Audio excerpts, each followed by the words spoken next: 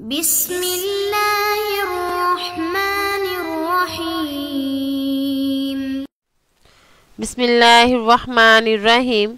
ہمارے آج کے سبق کا عنوان ہے مکرٌ و دہاءٌ، یعنی مکر و چال۔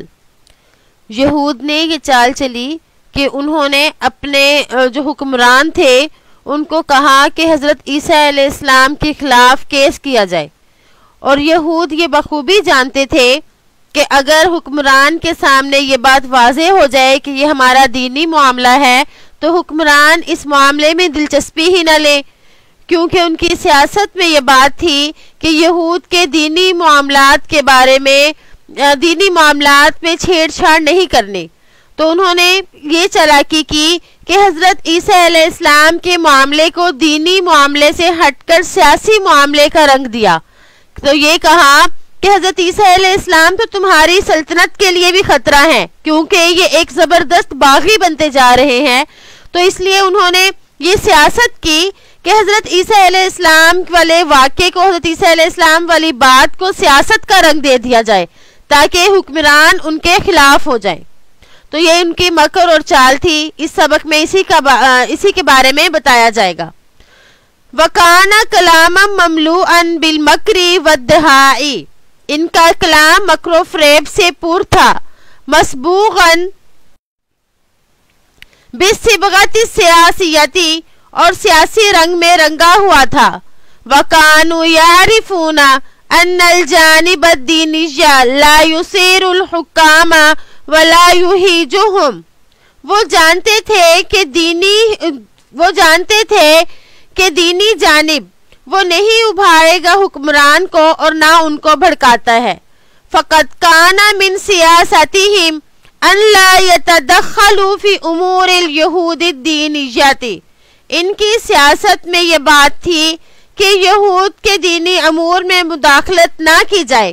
وَلِذَلِكَ خَلَطُ الْكَلَامَ بِالسِّيَاسِيَّةِ، اسی وجہ سے انہوں نے کلام کو سیاست کا رنگ دیا۔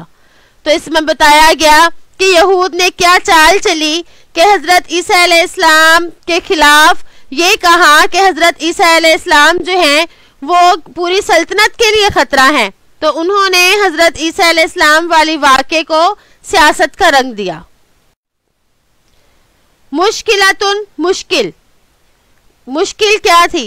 مشکل جو بیرونی طاقتیں تھیں، جو حکمران تھے، کیونکہ ان پر جو حکمران تھے وہ یہودی نہ تھے، تو ان حکمرانوں کے لیے معاملے کی تہ تک جانا بہت مشکل تھا کہ وہ دیکھیں کہ دونوں میں سے سچے کون ہیں، کیا حضرت عیسیٰ علیہ السلام سچے ہیں یا یہودی سچے ہیں۔ تو معاملے کی تہ تک پہنچنا تو ان کے لیے مشکل تھا، کیونکہ نہ تو ان کی زبان ان جیسی تھی اور نہ یہ ان کا ملک تھا۔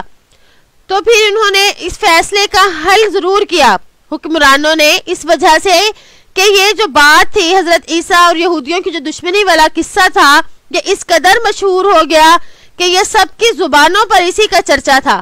تو حکمرانوں نے اس خاص قصے کو، اس خاص واقعے کو ختم کرنے کے لیے حضرت عیسیٰ علیہ السلام اور یہودیوں والے جو بات تھی اس کا فیصلہ کرنا چاہا۔